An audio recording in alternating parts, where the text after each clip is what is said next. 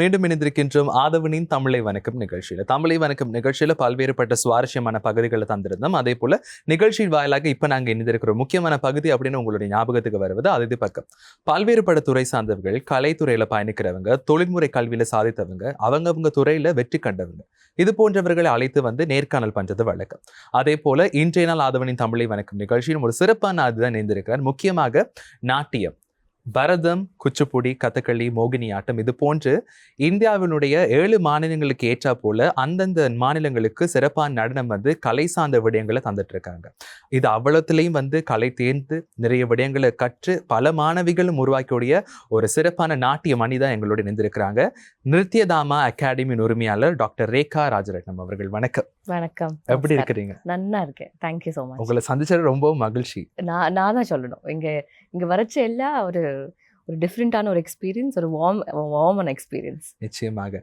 முதலாவதாக வந்து வாழ்த்துக்கள். இந்த அளவு தூரம் நாட்டியம், கலை சார்ந்த விஷயங்கள், இவ்வளவு ஈடுபாடு, உங்களுடைய அந்த விஷயத்தை வாசிக்கும் போது அதுல ஏற்பட்ட சந்தோஷம் வேறு எதுலையும் கிடையாது. அதுல மூலம் எங்களுக்கு கிடைக்கப்பெறது வந்து நீங்க இந்த அளவு தூரம் உங்களுடைய ஹார்ட் ஒர்க்கை வந்து ஒரு கலைக்காக அர்ப்பணிச்சிங்க. முதலாவது வாழ்த்துக்கள். அதுக்காக முதலாவது கலையகத்துக்கு வருகை தந்துக்கும் மனமார்ந்த நன்றிகள். ஏன்னு சொன்னா இந்தியால இருந்து இங்க வந்திருக்கீங்க, நிறைய விஷயங்கள் மக்களுக்கு நீங்க தெளிவூட்டணும்ன்றதுக்காக நாங்க அழைத்து வந்திருக்கோம். நிறைய விஷயங்கள் கேட்க நாங்க தயாரிக்கிறோம். அதே போல இந்த கலை சம்பந்தப்பட்ட விடயம், கலை என்பது வந்து ஒவ்வொரு மனிதனுக்குள்ளேயும் ஒளிந்திருக்கக்கூடிய விடயம் இல்லையா? அந்த கலை என்பது வந்து லேசுக்குள்ள யாருக்கும் வெளியில தென்படாது. அந்த திறமை என்பது நாங்க எங்களோட வளர்த்துக்கொள்ள வேண்டிய விடயம். அந்த திறமையை கொண்டு வந்தோமா இருந்தா நிச்சயமா அதுதான் உங்களுக்கான நட்சத்திரம்னு சொல்லலாம். அதே போல ஆரம்ப காலகட்டங்களில் ஒரு பரதநாட்டிய கலைஞராக வந்தோம். அதுக்கப்புறம் மோகினியாட்டம், கதகளி, குச்சிப்புடி, இது போன்ற எல்லா விஷயங்களும் தேர்ந்து நிறைய விஷயங்களை செய்திருக்கேன். ஏன் இவ்வளவு கலை மீது ஒரு ஆர்வம், கலையில இவ்வளவு ஆர்வம் இருந்துச்சு? ஏன் இதெல்லாம் நம்ம பண்ணணும்ன்ற ஒரு இன்பம் உங்களுக்கு எது மூலமா இருந்துச்சு? எல்லாத்துக்குமே காரணம் என்னோட அம்மா தான். அம்மா ஒரு மியூசிஷியன்.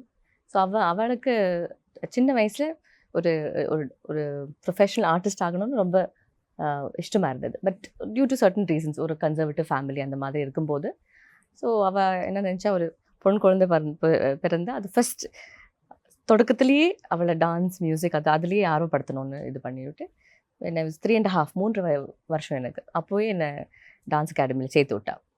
ஸோ அந்த ஒரு இதனால அவங்க எப்படின்னா, இன்ன வரைக்கும் அந்த தொடக்கத்தில் அவள் எழுதுனது, அவள் என்ன ப்ராக்டிஸ் பண்ண வச்சு இன்ன வரைக்கும் அந்த புக்ஸ் அந்த மாதிரி இருக்குது. ஸோ அவளுக்கு அவ்வளோ ஒரு ஆர்வம். அந்த ஆர்வம் தான் நான் வந்து ஒரு ஆர்டிஸ்டாக இருக்கிறேன்னு நான் உறுதியாக சொல்ல முடியும்.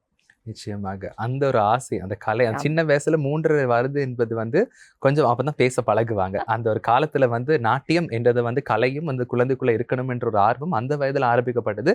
கிட்டத்தட்ட 30 வருடங்கள் ஆகிடுச்சுன்னா இந்த பயணங்கள் வந்து நீண்ட பாதையா சொல்லலாம். முக்கியமா அந்த கலைத்துறை பயணம், முக்கியமா வந்து ஒரு கல்வி தகமையும் உங்களுக்கு இருக்கிறது. அதே போல கலைத்துறையிலும் தேர்ந்தெடுக்கிறீங்க. இதை ரெண்டையும் நீங்க எப்படி பாக்குறீங்க? ரெண்டுக்குமான டிஃபரன்ஸ் என்ன நீங்க இருக்கிறீங்க?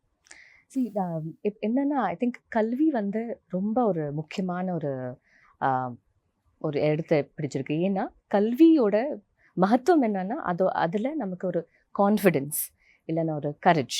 இப்போ நான் உங்கள் கூட இங்கே உட்காந்து பேச முடியும்னா அது என்னோட கல்வியோட சக்தி தான். அந்த கல்வி வந்து எல்லாருக்குமே இம்பார்ட்டண்ட். அண்ட் நம்ம எவ்வளோ தூரம் போகிறோம் அது வேறு விஷயம். பட் கல்வி என்பது எல்லா ஒரு மனிதனுக்கும் அது ஒரு டெஃபினெட்லி ஒரு உரிமை தான். ரெண்டாவது வந்து கலை. இப்போ என்னோட பேரண்ட்ஸ் பிரகாரம், தந்தை தாயார் பிரகாரம் ரெண்டுமே ஒரு லைஃபுக்கு ரொம்ப இம்பார்ட்டண்ட். இப்போ நம்ம என்ன பண்ணுவோம், ஃபார் எக்ஸாம்பிள், நம்ம ஒரு மிரர் முன்னாடி போய் நிற்கும்போது ஃபஸ்ட்டு என்ன பண்ணுவோம், நம்மளை பார்த்துப்போம். நம்மளை பார்க்கும்போது அது கல்வின்னு நான் நினைப்பேன். அண்ட் அது நம்ம அலங்காரம் பண்ணும்போது, அலங்காரம் மீன்ஸ் நாட் நெசசரிலி ஒரு மேக்கப் பண்ணுறது இல்லை, ஜஸ்ட் ஒரு ஜென்ரலி ஒரு சட்டை போடுறதோ இல்லை ஒரு முடி செய்வது கூட அது கலை. ஸோ நம்ம ரெண்டுமே சேர்ந்து தான் அந்த மிரர் இஸ் லைஃப். ஸோ அது ரெண்டுமே சேர்ந்து தான் கல்வியும் கலையும் நான் நினைக்கிறேன். அதுதான் என்னோட பேரண்ட்ஸ், என்னோட குரு சொல்லி கொடுத்துருக்கா. ஸோ நான் எப்பவும் கல்வியும் கலையும் வேறுன்னு பார்த்ததே இல்லை. இது பண்ணும்போது இது பண்ணுறதுக்கு சமயம் இல்லை இது பண்ணும்போது இது பண்ணுறதுக்கு சமயம் இல்லை நான் நினச்சதே இல்லை.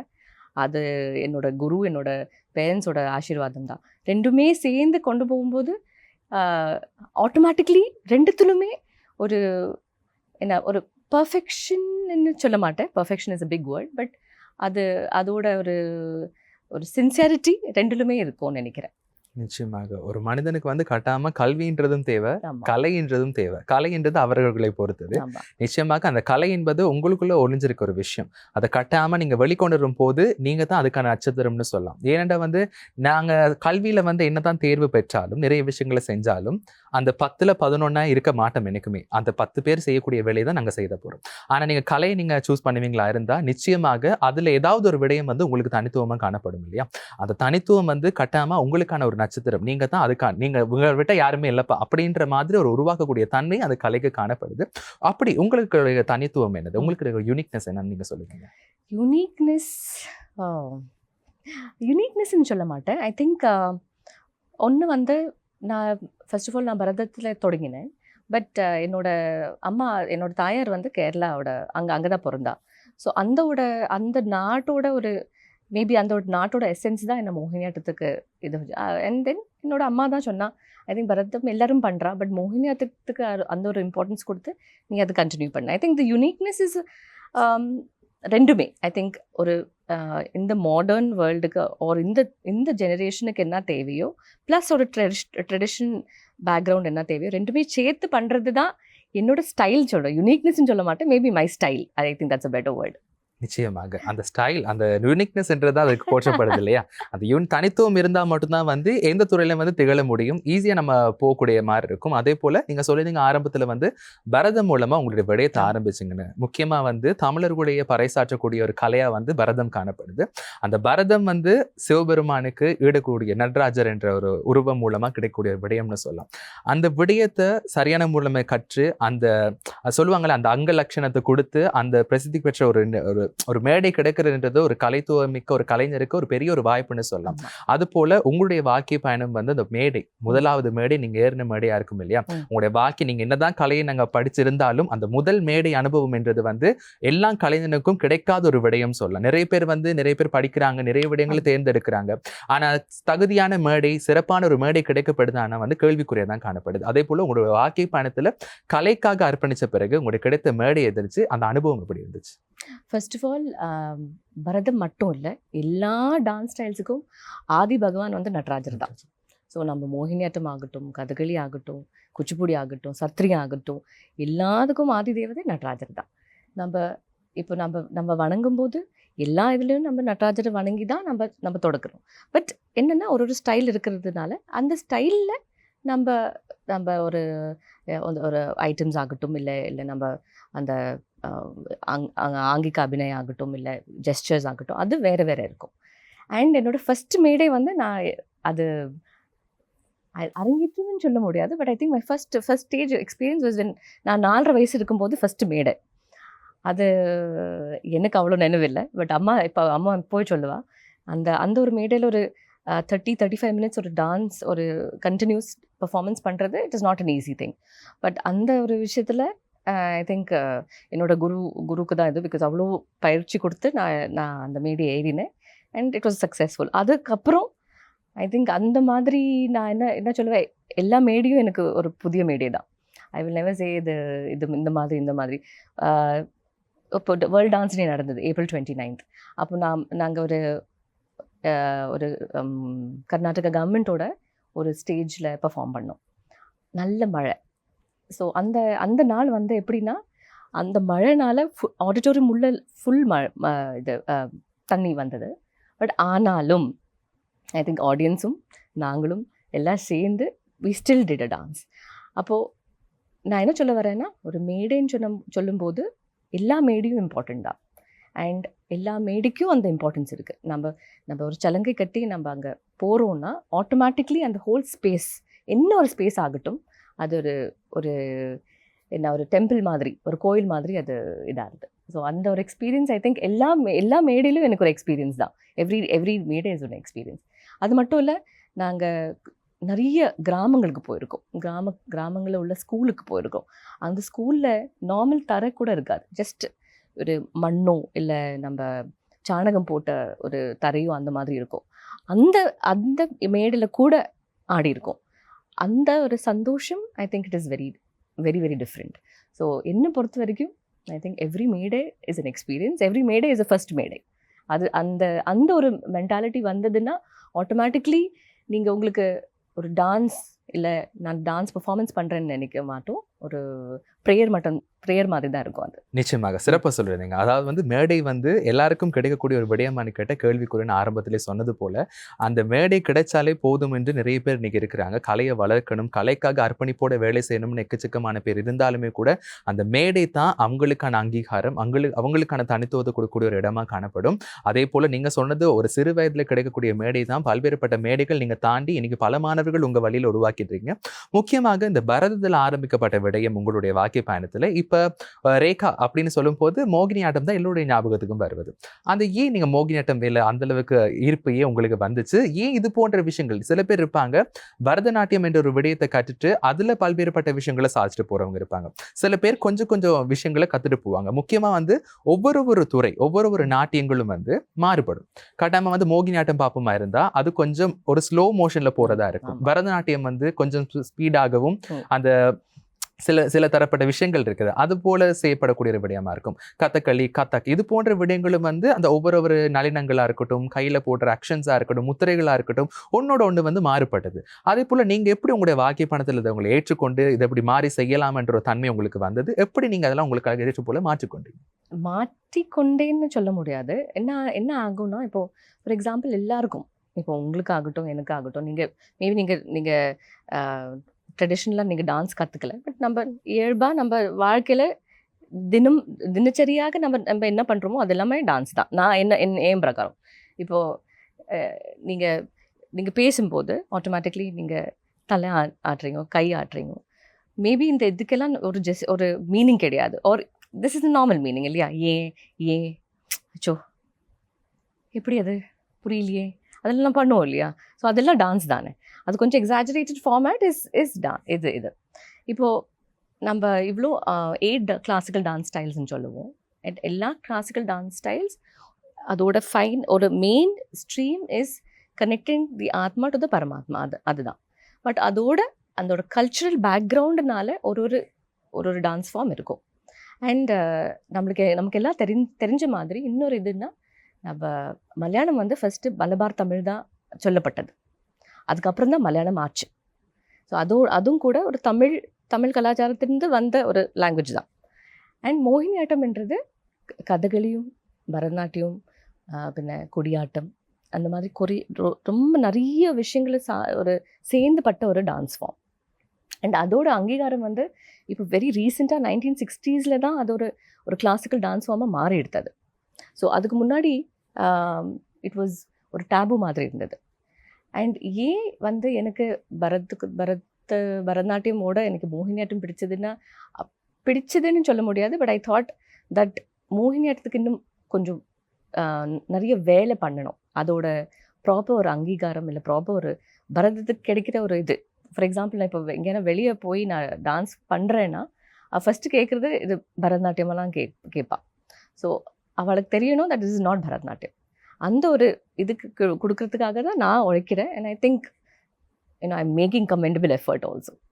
நிச்சயமாக ஒரு சிறப்பான பதிலை கொடுத்திருந்தீங்க. ஆனால் இருந்தாலுமே கூட இந்த பரத கலை என்பது தமிழர்களை பறைசாற்றக்கூடிய ஒரு பாரம்பரிய கலைன்னு கருதப்பட்டாலும் நீங்க சொன்னது போல இந்த விடயத்தின் மூலமாக தான் தெரிய பெற்றிருக்கு. அதாவது வந்து அந்த மலபார் தமிழ் அந்த மலபார் தமிழோடாக வந்தது மலையாளமாக மாக்கப்பட்டதுன்னு சொல்லுவீங்க. ஆனா இருந்தாலுமே கூட இந்த மோகினியாட்டமும் சரி பரதமும் கிட்டத்தட்ட பார்க்கும்போது ஒரே மாதிரி ஒரு ஜான்ரால தான் போகக்கூடியதா இருக்கும். கொஞ்சம் டிஃப்ரெண்ட் இருக்கலாம். ஓகே, ஆனா இருந்தாலுமே வந்து நீங்க ஆரம்பத்துல சொன்னது போலதான் மோகினியாட்டம் ஆடினாலும் இது பரதமானதான் கேட்கக்கூடியதா இருக்கும். அந்த காஸ்டியூம்ல டிஃபரன்சியேஷன் கொடுத்தாலுமே கூட அந்த அவங்க முத்திரைகள் காட்டுறதா இருக்கட்டும், அவங்களோட மூவ்மெண்ட்ஸா இருக்கட்டும் எல்லாம் வந்து டிஃப்ரெண்டா இருக்கும். ஆனா இருந்தாலுமே கூட இலங்கை மத்தியிலுமே இல்ல உலகளாவிய ரீதியில் வந்து இந்த டிஃபரன்சியேஷன் எப்படி காணப்படுது? பரதத்துக்கும் இந்த மோகினியாட்டத்துக்கும் உள்ள வேறுபாடுகள் என்ன மாதிரி இருக்குது? வேறுபாடுன்னா நீங்க சொன்ன மாதிரி அதுலேயே இருந்து ஃபர்ஸ்ட் ஆஃப் ஆல் காஸ்டியூம் வந்து ஜென்ரலி நம்ம பரதநாட்டியம்ல எப்படின்னா நிறைய கலர்ஸ் இருக்கும். பட் மோகினியாட்டத்தில் ஒயிட் அண்ட் அது கூட இப்போ ஆஸ் நம்ம காலகட்டம் மாறியோட ஒரு டிஃப்ரெண்ட் பார்டர்ஸ் அந்த மாதிரி யூஸ் பண்ணுவோம். That's a first thing. ஒரு காமன் மேன் அதை பார்க்கும்போது. செகண்ட், ரெண்டாவது வந்து இப்போ கர்நாடிக் மியூசிக் வந்து நம்ம பரதத்துலேயும் மோகினியாட்டத்துலேயும் ரெண்டுமே யூஸ் பண்ணலாம். பட் கொஞ்சம் டிஃப்ரென்ஸ் வந்து இதோட மியூசிக் வந்து சோபானம் ஸ்டைல் ஆஃப் மியூசிக்னு சொல்லுவாள். ஏன் சோப்பானம் ஸ்டைல்னா அந்த மியூசிக்காலிட்டியோட என்ன ஒரு ஸ்ட்ரென்த் கொஞ்சம் கூடுதல் மோகினியாட்டத்தில். ஃபார் எக்ஸாம்பிள் நம்ம பாவம் கூடுதல் இல்லையா மோகினியாட்டத்தில். ஸோ அந்த பாவம் காட்டுறதுக்கு ஒரு வாய்ப்பு கொடுக்கும்போது அந்த மியூசிக்காலிட்டி கூடும். That is one thing. So அது ஒன்று. பின்ன ஐ திங்க் முத்ராஸ் வேறு வேறு ஆயிருக்கும். ஆனாலும் நம்ம முகத்தில் காட்ட வேண்டிய அந்த பாவங்கள் அது கரெக்டாக இப்படியே நம்ம அட்டென்ஷன் சீக் பண்ணி அது கரெக்டாக நம்ம பார்த்தோம்னா ஆல்மோஸ்ட் சேமாக தான் இருக்கும். அதோட அவ்வளோ ஒரு டிஃப்ரென்ஸ் கிடையாது.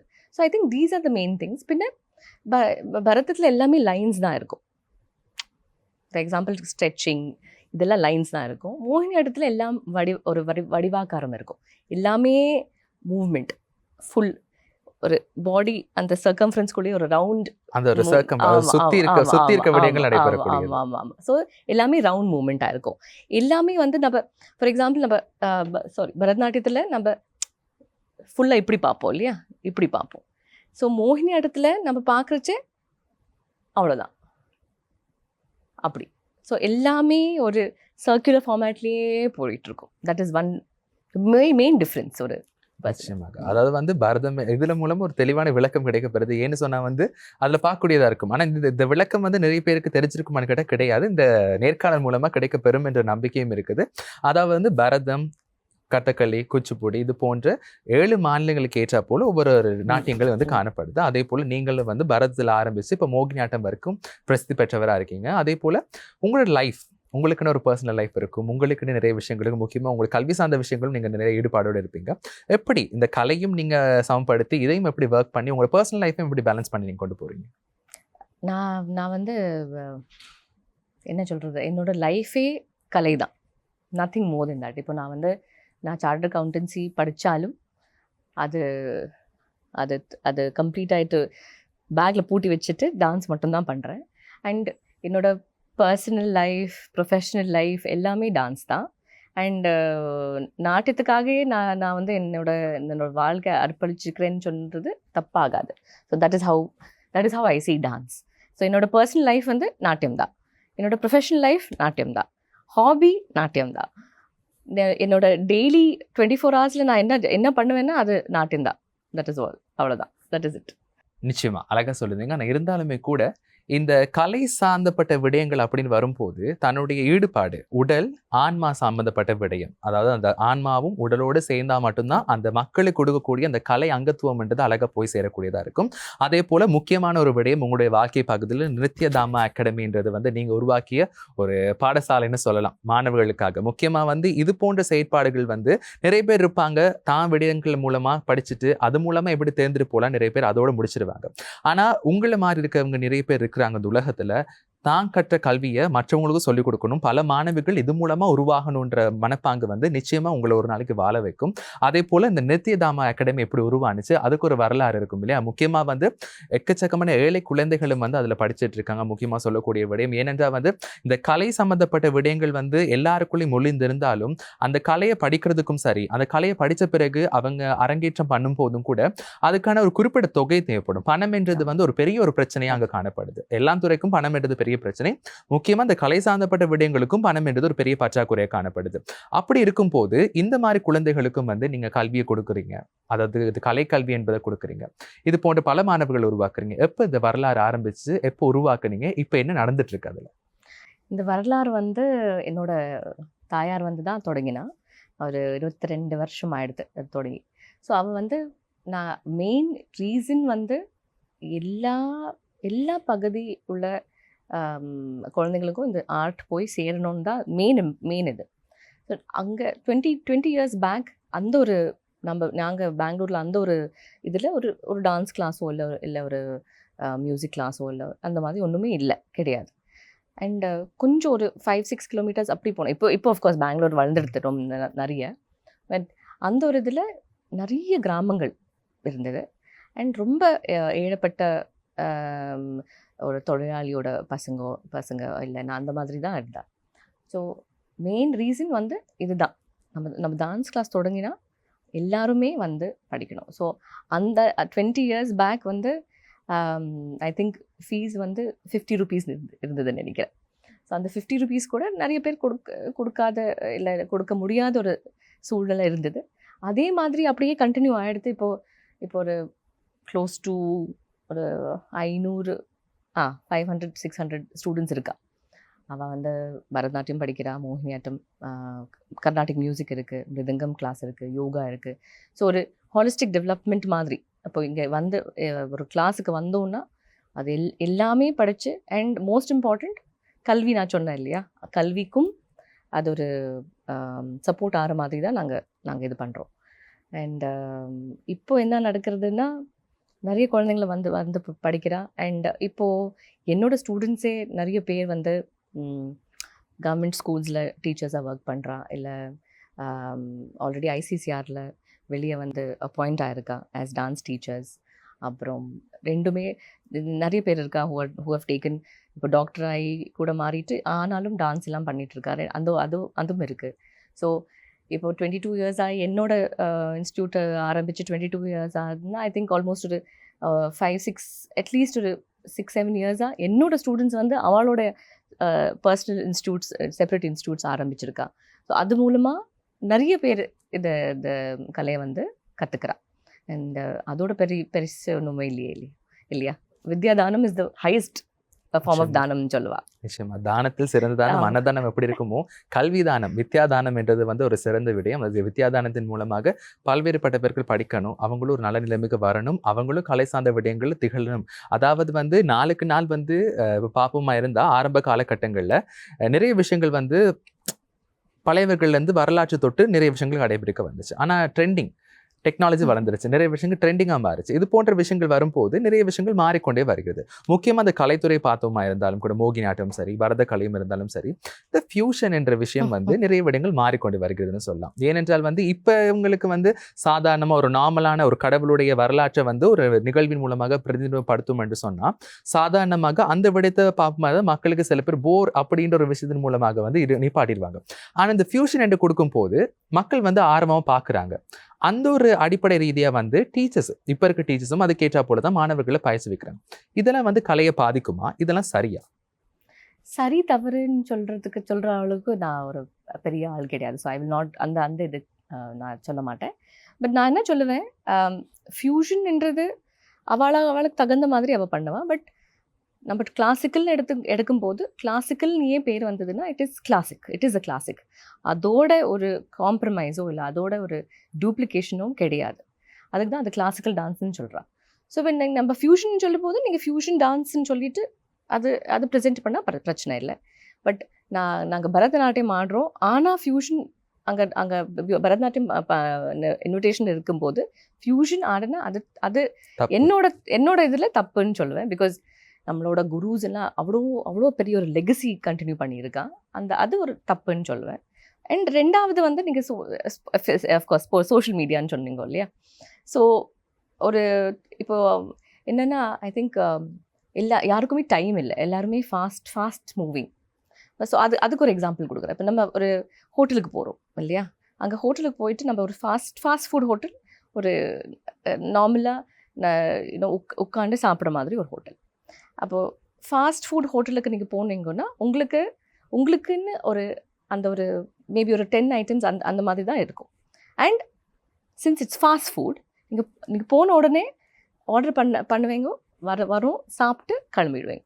ஸோ அந்த சாப்பாடு வந்து நன்னா இருக்கா, இல்லைன்னா நம்ம டேஸ்ட் பண்ணி நம்ம சாப்பிடலாமா, இல்லை அதோட ரசத்தை நம்ம பரிகணிச்சோமா, அது நமக்கு தெரியாது. பட் அதே மாதிரி ஒரு நல்ல ஒரு ஹோட்டலுக்கு போய் அங்கே ஒரு இலையை போட்டு திருப்தியாக ஒரு சாப்பாடு சாப்பிட்டோன்னா நம்ம தேகத்துக்கு மட்டும் இல்லை, நம்ம மனசுக்கும் ஒரு இது தானே.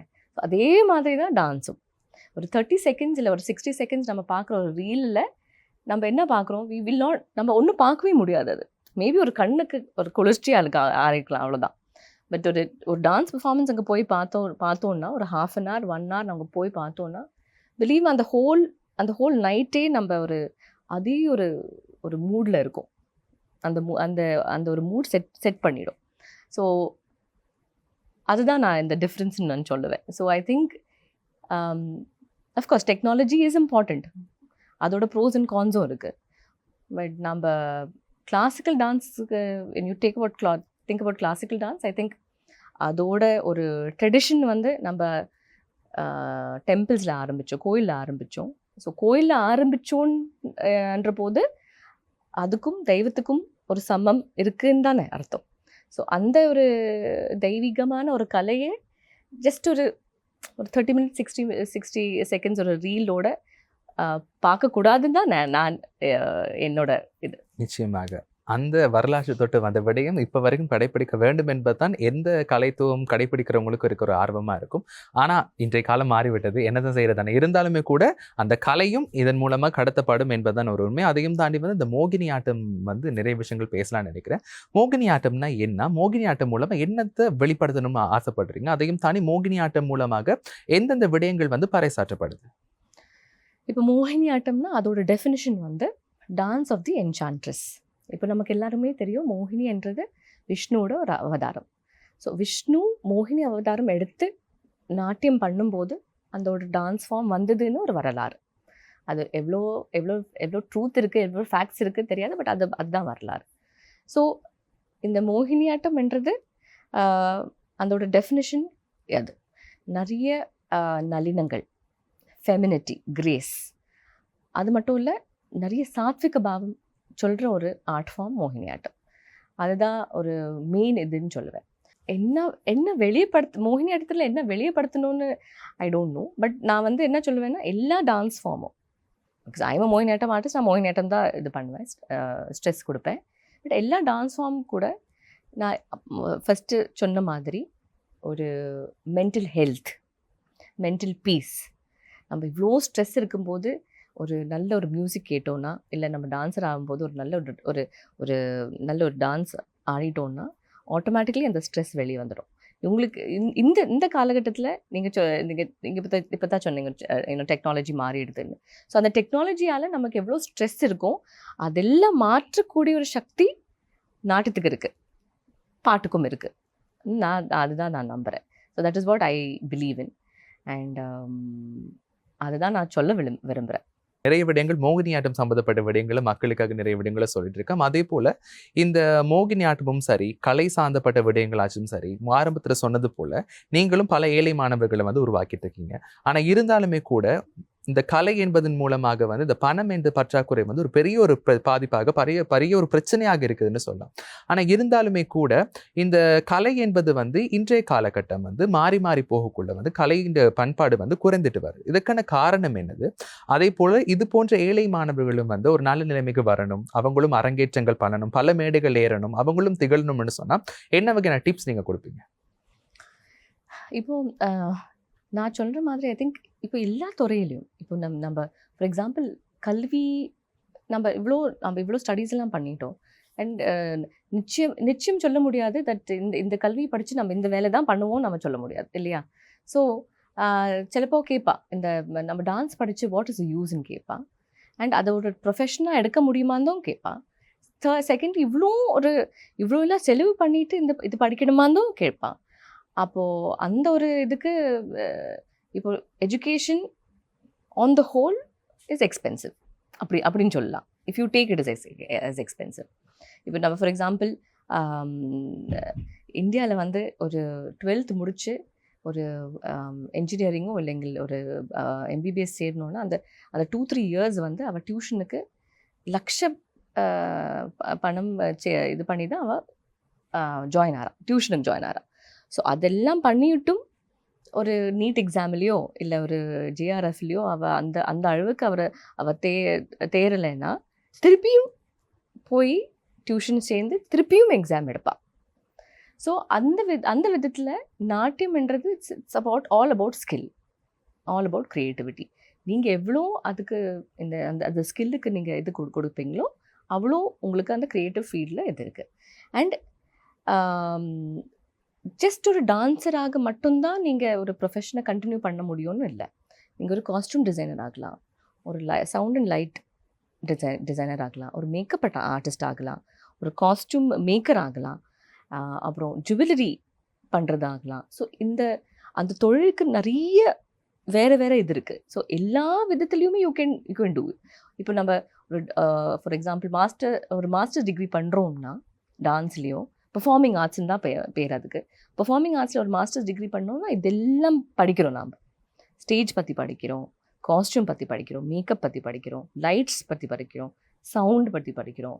All together becomes dance. So சில பேர் கேட்பா, இது இந்த மாதிரி ஒரு டான்ஸருக்காக அந்த ஒரு பணம் எவ்வளோ இம்பார்ட்டண்ட்? எஸ், பணம் is important. But not necessarily நம்ம படித்தது அந்த அந்த நம்ம கல்விக்கு கரெக்டாக அந்த ஒரு இதில் நம்ம இது ஒர்க் இருக்காது. அந்த ஒர்க்குக்கு தகுந்த மாதிரி நமக்கு பைசாவும் கிடைக்காது. Same thing in dance also. நீங்கள் எவ்வளோ தருவீங்களோ அதே அளவுக்கு தான் அதுவும் வரும். நீங்கள் இப்போ இன்கேஸ் நீங்கள் ஃபார் எக்ஸாம்பிள் ஒரு maths student 18 hours of math பண்ணினா தான் ரிசர்ச் பண்ண முடியும்னா, ஒரு dance student 16-17 hours of practice பண்ணால் தான் ஒரு நல்ல டான்ஸர் ஆக முடியும். That is the final.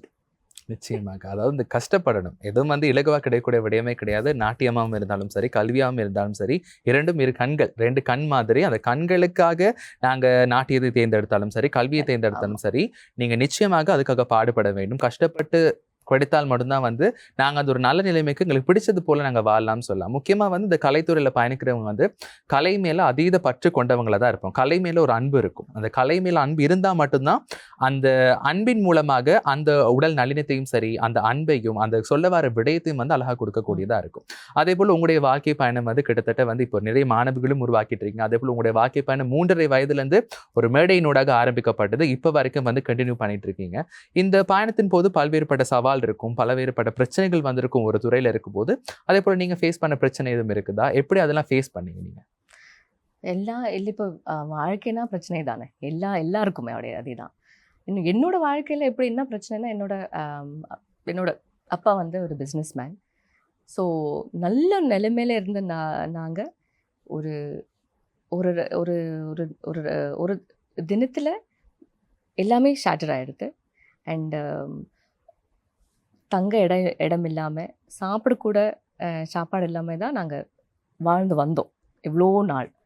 And அதுக்கப்புறம் தான் கொஞ்சம் படிப்படியாக இது பண்ணோம். ஸோ அந்த ஒரு சமயத்தில் நான் என்னோட டான்ஸ் பயிற்சி கூட ஐ ஹேட் டு டிஸ்கண்டினியூ. பிகாஸ் என்னோட குரு ஃபீஸ் இல்லாமல் எனக்கு கற்றுக் கொடுக்க மாட்டேன்னு சொன்னால், அந்த ஒரு சமயத்தில் நான் டிஸ்கண்டினியூ பண்ணேன். So that was the main reason. நான் ஏழை குழந்தைங்களுக்கு அவள்கிட்ட காசு இல்லைன்னு கூட அவளுக்கு ஒரு இன்ட்ரெஸ்ட் இருந்தால் நான் கற்றுக் கொடுக்கணும்னு சொல்லி தான் நான் அந்த ஸ்கூலே நான் ஆரம்பித்தேன். ஸோ அந்த ஒரு ஸ்ட்ரகிள். செகண்ட் ஸ்ட்ரகிள் இஸ் ரெண்டாவது என்ன ஸ்ட்ரகிள்னால், ஒரு பெண்மணி, ஒரு சிங்கிள் பெண்மணி இவ்வளோ எல்லாம் ட்ராவல் பண்ணி இவ்வளோ எல்லாம் சாதிக்கும்போது நிறைய பேர் நிறைய விதமாக பேசுவாள். அது நார்மல் தான். அண்ட் அந்த ஒரு அது ஸ்ட்ரகிள்னு சொல்ல மாட்டேன். பட் ஐ திங்க் என்னோட அம்மா எப்பவும் சொல்லுவாள், இப்போது ஆனை போயிட்டே இருக்கும் ஒரு பாதையில், அதுக்கு பின்னாடி ஒரு கழுதையோ இல்லை வேறு ஏதோ குறைச்சா அந்த ஆணோட பாதை மாறாது. அந்த ஆணைக்கு கேட்கவும் கேட்காது. பிகாஸ் அது பெரிய ஒரு காது, அது சின்ன சின்ன இதெல்லாம் கேட்காதுன்னு சொல்லுவாள். ஸோ அதே மாதிரி I just continue my job. And மூணாவது டெஃபினெட்லி ஃபினான்ஷியலி, நீங்கள் எந்த அளவுக்கு உங்களுக்கு அந்த ஃபினான்ஷியல் ஸ்டெபிலிட்டி இருக்குன்னு. ஸோ அகெயின் சொன்ன மாதிரி நம்ம ஹார்ட் ஒர்க் பண்ணுறோமோ, நம்ம எவ்வளோ சின்சியராக இருக்கோமோ, அதே மாதிரி தகுந்த மாதிரி தான் நமக்கு திருப்பி கிடைக்கும். ஸோ இந்த ஸ்ட்ரகிளில் தாண்டி நான் அட்லீஸ்ட் இங்கே உங்கள் முன்னாடி உட்கார்றேன்னா அதுக்கு காரணமே என் பேரண்ட்ஸ் தான், எஸ்பெஷலி என்னோட அம்மா. அண்ட் அவங்களோட ஒரு வாக்கும் I think it's golden word தான் சொல்லுவேன். எல்லா இதுக்கும் ஒரு வாக்கு சொல்லிகிட்டே இருப்பாள். And then that is golden words. இந்த கலை பயணத்தில் ஆரம்பிக்கும் போது நீங்கள் சொல்லியிருந்தீங்க, அம்மா என்ற ஒரு விடயத்தின் மூலமாக அவங்களுடைய ஊக்குவிப்பு மூலமாக இந்தளவு தூரம் வந்தீங்க. ஆனால் இருந்தாலும் உங்களுடைய குருவை ஞாபகப்படுத்தக்கூடிய விடம், குருவை தொடர்ந்து இந்தளவு தூரம் பயணிக்கிறதுக்கு யாரெல்லாம் சப்போர்ட்டிவாக இருந்தால், யாரெல்லாம் உங்களுக்கு ஹெல்ப் பண்ணா இந்தளவு தூரம் வர்றதுக்கு? நிறைய பேர் இருக்கா. எஸ்பெஷலி அம்மா இஸ் லைக் என்ன சொல்லுவேன், ஒரு என்னோட பேக் போன்னு சொல்ல மாட்டேன். நான் இருக்கேன்னா அது அம்மா தான். ஸோ அம்மா, என்னோட குருஸ், அப்புறம் என்னோட ரிலேட்டிவ்ஸ்ன்னு சொல்ல மாட்டேன். பிகாஸ் ரிலேட்டிவ்ஸ் எங்கேயுமே யாருமே பக்கத்தில் யாருமே இது இல்லை. சில ஃப்ரெண்ட்ஸ். அப்புறம் இப்போ என்ன ஆகுனா, நாம் எப்படி பழகுறோமோ அதே மாதிரி தான் நம்மக்கிட்டேயும் பழகுவான்னு சொல்லுவாள். ஸோ அதே மாதிரி நிறைய பேர் சின்ன சின்ன விஷயத்தில் நிறைய உதவி பண்ணியிருக்கா, நிறைய இது பண்ணியிருக்கா. ஐ திங்க் தட் இஸ் ஒரு ஆர்டிஸ்டாக I think that's a blessing. நிச்சயமாக. முதலாவது வந்து ஒரு கலைத்துறையை நாங்கள் எடுத்து பயணிக்கணும்னு சொன்னால் நிறைய தடங்கள் வரும், நிறைய பிரச்சனைகள் வரும். வாழ்க்கை என்பது வந்து ஒரு பல்வேறுபட்ட பிரச்சனைகள் எதிர்நோக்கக்கூடிய ஒரு வாழ்க்கை. அந்த வாழ்க்கையில் வந்து போட்டி நிறைந்த வாழ்க்கைன்னு சொல்லி, இந்த போட்டி நிறைந்த வாழ்க்கை நம்ம வாழணும்னு சொன்னால் கட்டாயமாக வந்து கஷ்டப்படணும். முயற்சியோடு இருந்தால் மட்டும்தான் எந்த வேலையும் இலகுவாக செய்ய முடியும். முக்கியமாக இந்த ஏகம் சத்துன்னு சொல்லக்கூடிய ஒரு ப்ரொடக்ஷன் மூலமாக இந்த மலையாள பாடல்கள் அது மூலமாக மோகினி ஆட்டத்தை வந்து பிரதிபடுத்திருந்தீங்க. அவங்கள பற்றி சில விஷயங்கள் எங்களுக்காக சொல்கிறீங்க? ஓகே. ஏகம் சத்துன்றது ஒரு வேற ஒரு குருவோட ஒரு ப்ரொடக்ஷன் அது. அப்போது அவ வந்து நம்ம மோகினி ஆட்டத்தில் கிறிஸ்டியானிட்டி அதை நம்ம இது வெளிப்படுத்தணும்னு சொன்னான். ஸோ அந்த ப்ரொடக்ஷனில் கிறிஸ்டியானிட்டி, இஸ்லாம், ஹிந்துவிசம் மூணு வந்தது. அண்ட் மோகினி ஆட்டத்தில் கிறிஸ்டியானிட்டி வெளிப்படுத்தணும்னு சொன்னான். ஸோ நம்ம கலாச்சாரம் பிரகாரம் நம்ம எந்த டான்ஸ் ஃபார்ம் ஆகட்டும் எல்லாமே ஹிந்துவிசம் இதுக்கு தான் இருக்குது.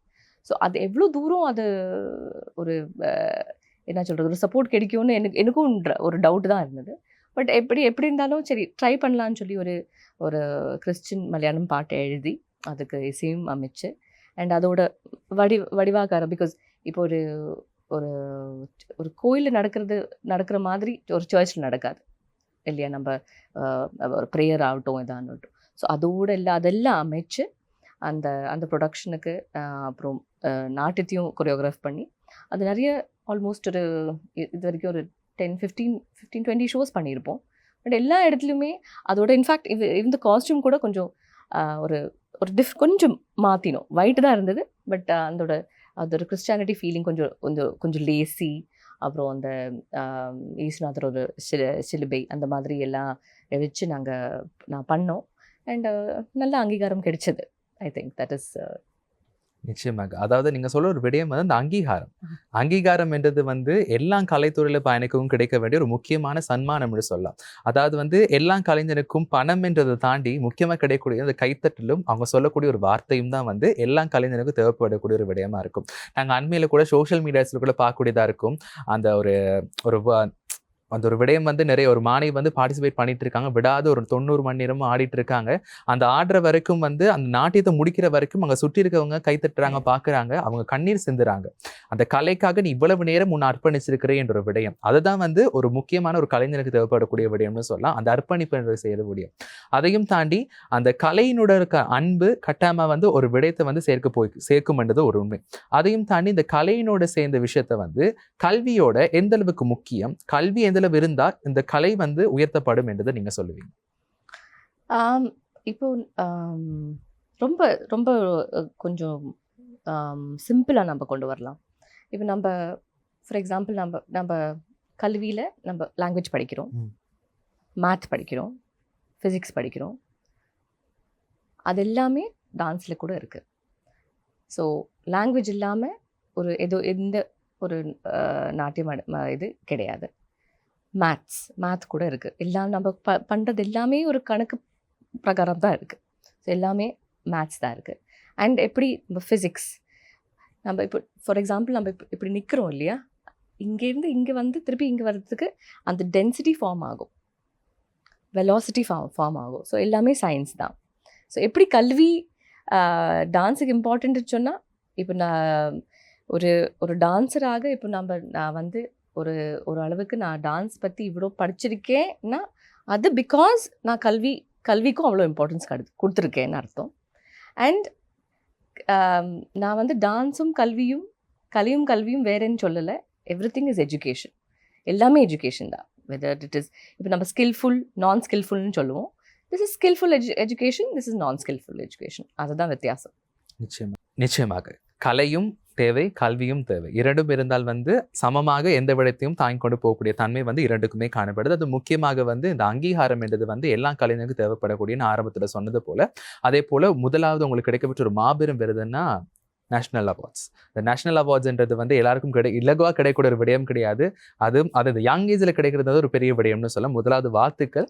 இந்த அவார்டு எப்படி கிடைச்சி, இதை தாண்டி என்னென்ன அவார்ட்ஸ் வந்து உங்களை நாட்டிய கலைக்கு தொடர்பாக கிடைக்கப்பட்டது? இந்த நேஷ்னல் அவார்டு வந்து எனக்கு கான்ட்ரிபியூஷன் டு பெர்ஃபார்மிங் ஆர்ட்ஸ் அந்த இதில் தான் கிடைச்சது. ஸோ நான் எந்த அளவுக்கு கான்ட்ரிபியூட் பண்ணுறேன் towards developing the performing arts. எதாட்டு டான்ஸ் ஆகட்டும், மியூசிக் ஆகட்டும். ஸோ அது கிடைச்சப்போ அது ஒரு பெரிய அங்கீகாரம், பெரிய பெரிய அங்கீகாரம். அந்த அந்த அங்கீகாரம் கிடைக்கும்போது நம்ம இன்னும் என்னென்ன பண்ணலாம், அதோட ரெஸ்பான்சிபிலிட்டிஸ் இன்னும் கூடும். அது ஒன்று. ஸோ அப்புறம் தமிழ்நாடு கவர்மெண்ட்டோட யுவகலா பாரதி அவார்ட் கிடைச்சிருக்கு, கர்நாடகா கவர்மெண்ட்டோட யுவகலா புரஸ்கார், அப்புறம் ஐசிசிஆரோட கலாயோகி, அந்த மாதிரி அவார்ட்ஸ் கிடைச்சிருக்கு. அண்ட் அவார்ட்ஸ் அது நான் என்ன சொல்லுவேன், அவார்ட்ஸ் வந்து நமக்கு இன்னும் அது அந்த ரெஸ்பான்சிபிலிட்டி கூட்டும். நம்ம இன்னும் என்ன பண்ணலாம், இல்லை எந்த விதத்தில் நம்ம இதெல்லாம் பண்ணால் நம்ம நம்ம டான்ஸ் ஆகட்டும், இல்லை நம்ம கலை ஆகட்டும், நம்ம ப்ராபகேட் பண்ணலான்னு ஒரு ரெஸ்பான்சிபிலிட்டி கூடும். ரெண்டாவது வந்து நம்ம எந்த அளவுக்கு நம்ம ஸ்டூடெண்ட்ஸ் மட்டும் இல்லை, எல்லாருமே அந்த ஒரு கலைக்காக ஒரு அந்த ஒரு ரெஸ்பெக்ட் எப்படி கொடுக்க முடியும், நாம் அதுக்காக நம்ம என்ன பண்ணுறோம், அது கூட is important. So next projects நிறைய இருக்குது. இப்போ நான் வந்து கசல்ஸ் நீங்கள் கேட்டிருக்கோம். கசல்ஸ்னால் நம்ம ஹிந்தியில் இப்போ ஃபார் எக்ஸாம்பிள் நம்ம கவிதை எழுதுவோம் இல்லையா, தமிழில் கவிதை எழுதுவோம், அதே அளவுக்கு ஹிந்திலும் கவிதை எழுதியிருக்கான். ஸோ ஹிந்தி கவிதை வச்சு அந்த கசல்ஸை வச்சு மோகினியாட்டத்தை வடிவைக்கிற ஒரு அந்த பயணத்தில் தான் இப்போ இருக்கேன். அண்ட் ரெண்டாவது வந்து வெஸ்ட் பெங்காலில் நம்ம ரவீந்திரநாத் தாகூர் வந்து ஒரு பெரிய ஒரு புக் எழுதியிருக்கா. அந்த புக்கில் வந்து எப்படின்னா, ஜென்ரலி நம்ம எப்படி கிருஷ்ணா அண்ட் ராதாவோட தான் ராஸ்லீலா நம்ம சொல்லுவோம். அந்த இதில் சிவனோட ராஸ் எப்படி ஆச்சுன்னு ஒரு புக் எழுதியிருக்கா, விச் இஸ் அது ரியலாக நடந்தது அந்த கதை. ஸோ அந்த ஒரு கதையை நாங்கள் மணிப்புரி, மோகினியாட்டம், பரதநாட்டியம், குச்சிப்புடி, ஒடிசி எல்லாமே சேர்த்து ஒரு ப்ரொடக்ஷன் பண்ணலான்னு அதுக்கு ஒழிச்சிட்டு இருக்கோம். பார்க்கலாம். நிச்சயமாக. நான் கேட்கறதுக்கு முன்பாக எதிர்காலத்தில் என்ன செய்ய போறேன் அப்படின்ற ஆர்வம் வந்து, அந்த ஆர்வம் வாரதுன்றதை தாண்டி இதை விடத்தையும் செய்யணும் அப்படின்ற ஆர்வம், அதாவது வந்து எந்த கலைத்துறையில் இருக்கவங்களும் வந்து இதை செய்யணும், இதோட வந்து உருவாக்கணும், இதோடய வந்து நாம் இருக்கணும்ன்றதை தாண்டி அது மூலமா என்னத்தை கொடுக்கலாம், இது மூலமா எந்த கிரியேட்டிவ்னஸை நம்ம உட்புகுத்தலாம், அந்த ஒரு விடயம் வந்து தான் வந்து அந்த கலையை வாழ வைக்கக்கூடிய ஒரு விடயம். அந்த கலையின் மூலமாக நீங்களும் வளர்ந்து போற ஒரு விடயமா இருந்து சொல்லுங்க. நிறைய விடயங்கள் பேசுறீங்க. முக்கியமா இன்று நாள் ஆதவனின் தமிழை வணக்கம் நிகழ்ச்சியில இந்த மோகினி ஆட்டம் அப்படின்னா என்னது, இந்த மோகினி ஆட்டத்தில் இருக்க விஷயங்கள் என்னது, அதையும் தாண்டி உங்களுடைய வாழ்க்கை பயணத்துல ஒரு பரதநாட்டிய கலை மாமணியா நீங்க ஆரம்பிச்சு இன்னைக்கு ஒரு மோகினி ஆட்டம் வரைக்கும் பிரசித்தி பெற்று நிறைய விடயங்களை செய்துட்டீங்க. முக்கியமா பல மாணவர்களை உங்களுடைய வழிவகத்தில் வந்து நிறைய மாணவர்களை உருவாக்கிட்டு இருக்கீங்க. அது போன்ற நிறைய விடயங்களை இன்றைய நாள் எங்களை தமிழை வணக்கம் நிகழ்ச்சியில சொன்னதுக்கும் இன்றைய பொன்னான நேரத்தை எங்களுக்கு வழங்கியதுக்கும் மனமாத நன்றிகள். நன்றி. வணக்கம்.